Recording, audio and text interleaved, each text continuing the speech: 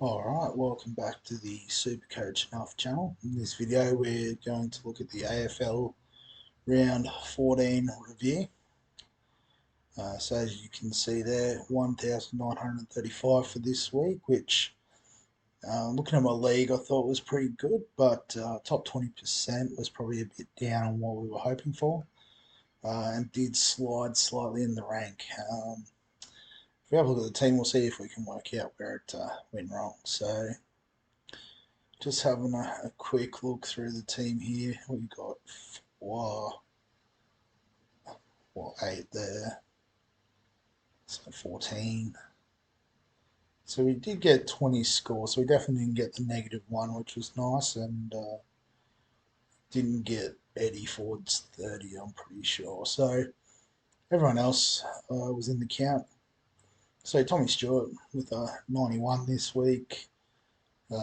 Guess, would have liked to see a little bit more from him, but 91 is better than some of the other scores going around. Jack Sinclair with 102. So obviously we traded him for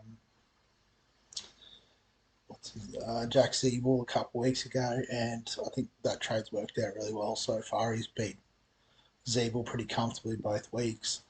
And obviously North Melbourne are one of the teams on the bye this week. So, yeah, I think that was a good trade.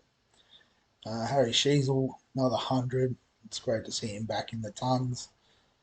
Chin Cotter, so 61, ticking along at his average. If we can find the right trade out option, we can use his money to potentially then upgrade Weddle later for the final keeper. Ideally, it would be Sicily, but we might have to try and find a bit of value maybe. So yeah, that was all in the back line. You can see I had the C on day cost, so I did originally put it on Bont, but I thought I'd try to play it relatively safe with Josh Dunkley's 137, but as you can see, it cost me another 32 points in the end. But yeah, 169, that's amazing from Bont. That's sort of what we thought he would potentially go and do against North, which is why he had the C on him, but I chickened out. Caleb Sarong with the 84, so I think Fremantle were pretty comprehensively beaten, so we might just write that performance off altogether. Anderson with 106, so you can see he was turning up again. Tom Green with a 127, so a nice return there from him. Jack Steele sounds like he's playing through some injury and whatnot with that 52, so might be another one where we might look to upgrade him potentially as part of our final upgrades if we can swing it. Will Ashcroft with the 87, so he's continuing to do the business for us. Johnson with a 32, so I think O'Meara was back, which cost him a few points. If we have a look at what his break even is, 31. So we might be able to give him a week this week, and then we can potentially cash him out. Angwin with a -1, so I'm pretty sure he was the sub for GWS. So I don't know why they bothered to bring him on. But that'll probably completely stitch up his break even. Yeah, so it's one of those ones we might just have to hold because there's not much money there, but it's a bit of a bum pick. In the rucks, Timmy English with 133, so nice to see he's back in form.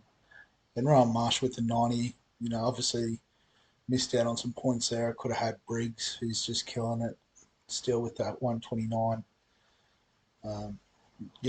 He's making a good case to hold him, but I guess Marshall plays this week, which is nice, and Tim English is probably still ruck one overall. So yeah, it's a tricky decision, but might be one we have to make this week. In the forwards, and so as I already said, I took Dunkley's 137 VC score. So if you said I'll give you 137 for your captain, you'd take it 99 times out of 100, so that's fine. Tim Taranto with a 128 just continues to kill it. He's averaging almost 120, which is pretty insane. these two guys are essentially midfielders available in the forward line. Rosie with 111, Golden 111, so a pair of 111s there, which is really nice.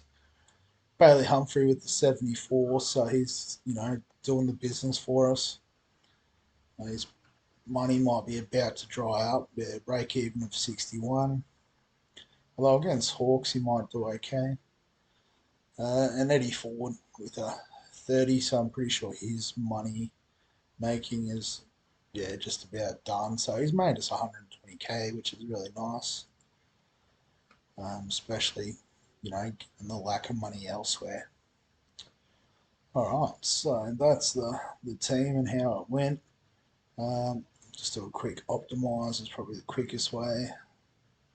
Can clear the bench because I don't have anyone available.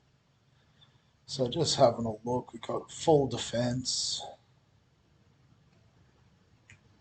What have we got here?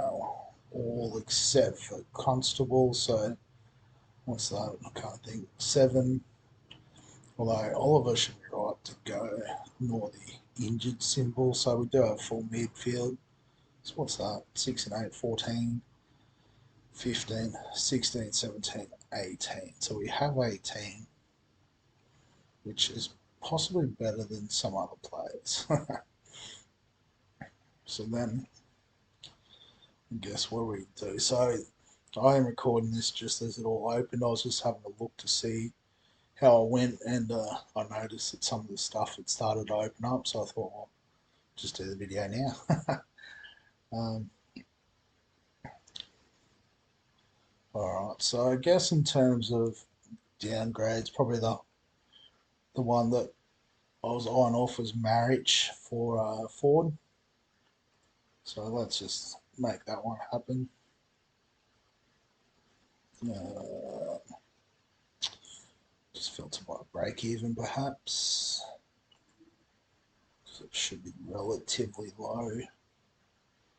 Sheldrick went alright again. Nice. There he is. How did Winhager go? 85. Interesting. So that's the first sort of obvious trade. Um,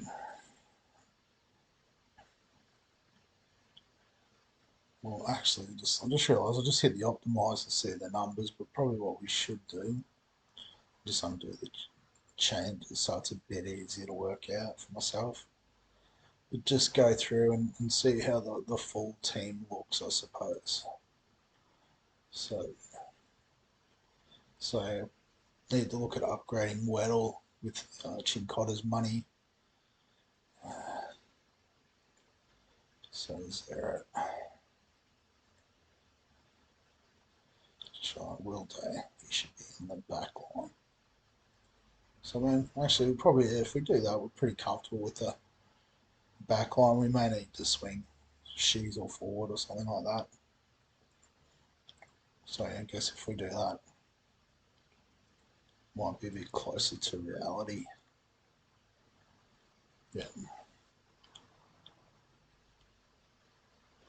Excuse me.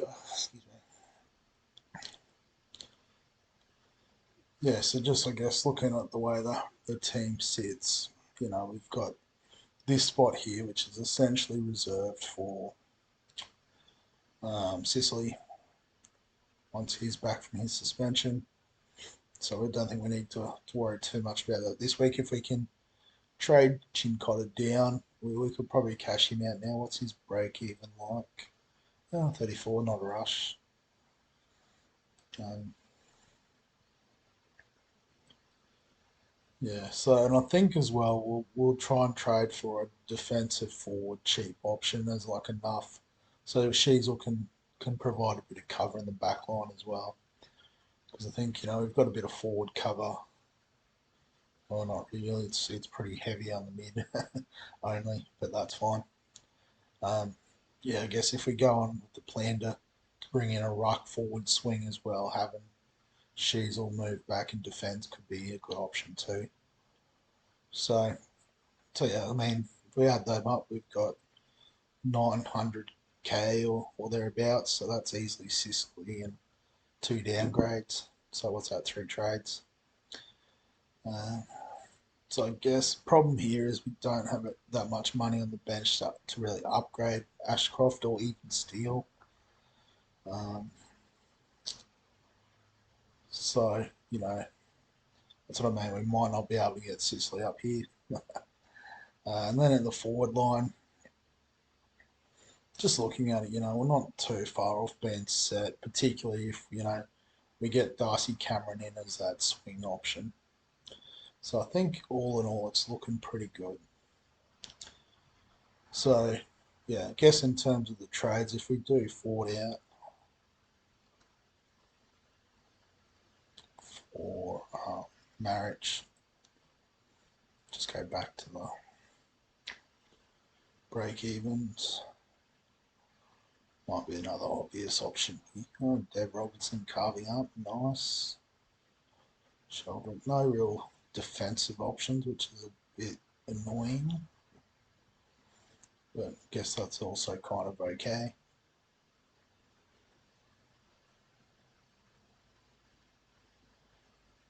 And then 217, and then we might just have to search for him because he won't have the lowest break even. But Darcy Cameron, if we want to bring him in, we need 246.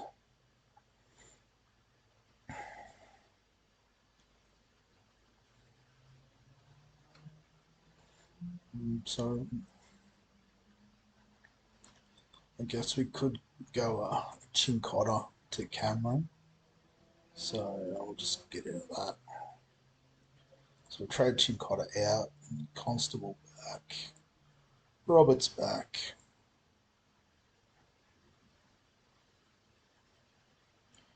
And then Darcy Cameron.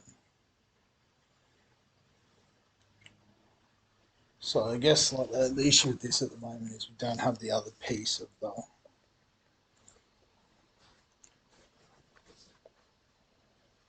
the ruck cover. So in that we don't have Briggs that we can swing with him. But I guess we'll slide Sheasel back.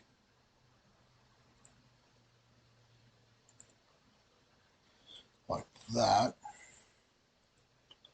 I guess, as far as the overall team goes, we're, a bit light in the, what do you want to call it, D6, M8, F6, but, it's a serviceable team. I guess then we need to obviously cash out to our one of our rucks to make some money. And then this is where it would be tempting to play a bit of a pod move and keep Briggs and trade out, one of these other guys. Obviously, English isn't playing this week, so, but I think he's ruck one. So it might actually be Rowan Marshall that goes. And I guess because he's playing this week, he doesn't have to go this week, but I guess just sort of forward planning a bit. Actually, I don't want break evens, I just want to go. No, I want to sort by the cheapest. So Madden would come in, and that would give us a war chest of 500 grand to upgrade in a couple of positions. So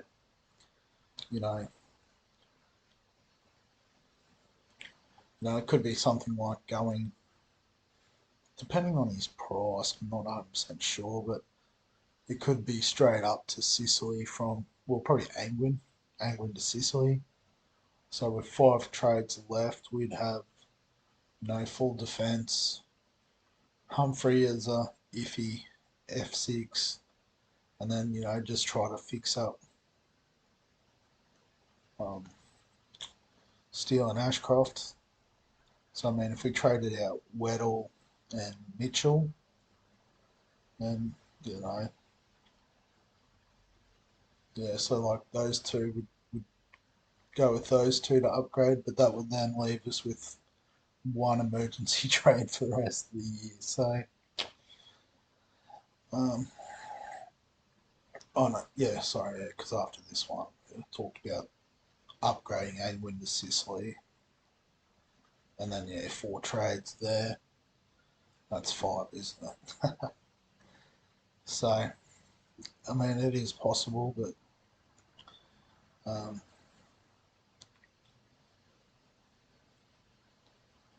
yeah, maybe it's something like we just upgrade, say, Weddle to Sicily, and then we can keep Seamus Mitchell as that additional swing cover with Sheasel, something like that. I'll just cancel that trade. So yeah, so that's how the team's looking. We're probably, like I said, a bit short on trades to get to where we ultimately want to get to. But I guess some options might be Mills, as he's still injured. Apparently, yeah, it hasn't come back yet. So we could wait for his price to dip about 420. Unfortunately, he might run into Jack Steele there, but that's fine. Um, yeah, Tug Miller as well. Once he's back, he'd be the other sort of upgrade target. So he's close to 600, which is a bit annoying, but he would dip. So yeah, we might be able to cut corners, but we'll just do those 2 trades for this week, just to get Cameron in, and then if we swing this around the proper way for this week, I'll just hit the optimize.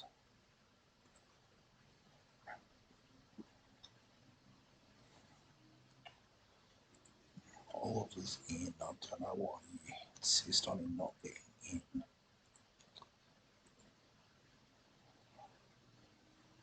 Gosh. There.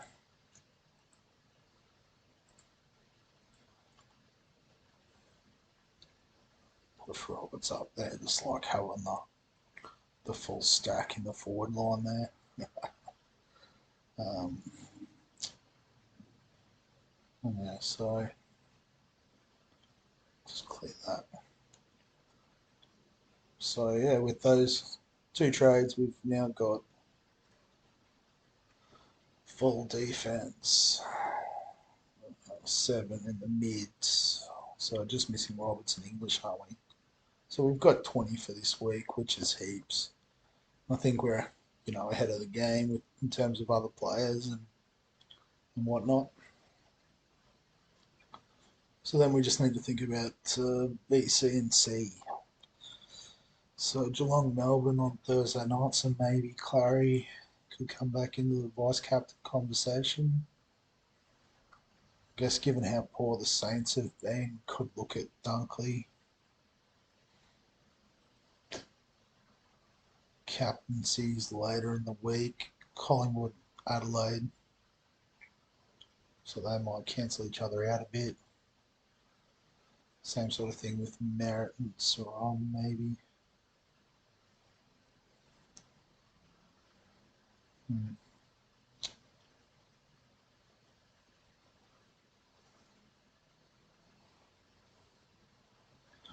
Don't know. Yeah, so it might just be VC Oliver, C on Dunkley. I guess the other thing I need to keep in mind if I want to use the loophole is it does have to be in the Thursday night game anyway. Yeah, so I guess just to let everyone know, I'll be on a bit of a hiatus for the next couple of weeks. Um, Doing a bit of travel with the wifey. I'll probably still do the SuperCoach NRL review videos, um, just for something to keep the content coming. But the AFL stuff and the other sort of less popular stuff will just have to wait a couple of weeks for those few people that do get in and watch it. In saying that, I do appreciate you guys who do watch it. As always, if you've got any comments, feel free. If you enjoy the content, like the video, subscribe to the channel. Other than that, I'll catch you in the next one in a couple of weeks' time.